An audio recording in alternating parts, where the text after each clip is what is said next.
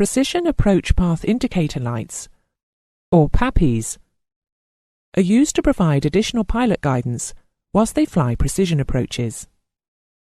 They give visual indication of the vertical position of the aircraft with respect to the glide path, and, if fitted to both sides of the runway, roll attitude as well. Abbreviated Precision Approach Indicator Lights are similar to PAPIs, but use 2 wing bar lights instead of 4.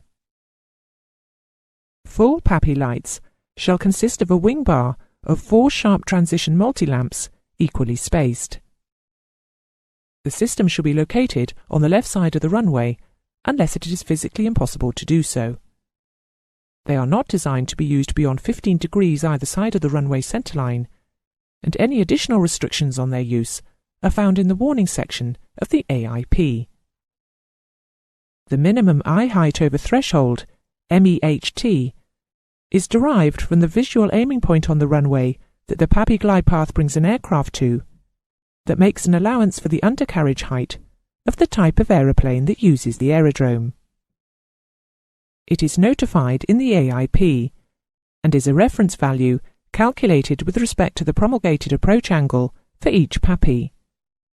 It is defined as the lowest eye height over the runway threshold at which an on-slope indication will be seen.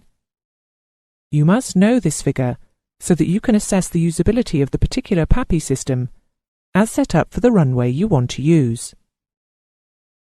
The following pictures show how PAPIs are interpreted by the pilot. Too high, slightly high, on the correct approach slope, slightly low, and too low. A similar system to the PAPIs and APAPIs is the T-VASI, or again in its abbreviated form, the AT-VASI. This system uses a set of wing bar lights coincident with the touchdown point of a precision approach, accompanied by 3 fly-down lights beyond the wing bar and 3 fly-up lights preceding it.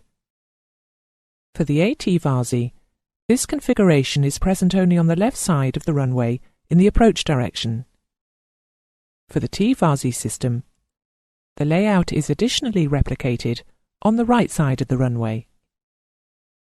If a pilot is high on the approach, he will see a white wing bar with either 1, 2, or 3 white fly-down lights beyond it. The higher the pilot is, the greater number of lit fly-down lights. A slightly high approach will produce 5 whites in a foreshortened inverted T. A very high approach will produce 7 whites in the full inverted T. When on slope, only the wing bars will show, and they will be white.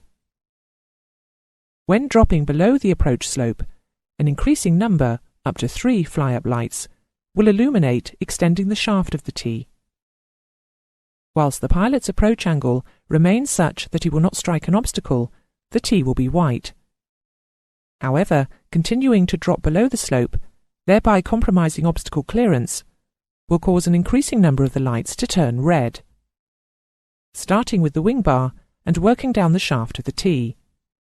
Whilst illuminating the T calls for action, the appearance of red lights necessitates an immediate response.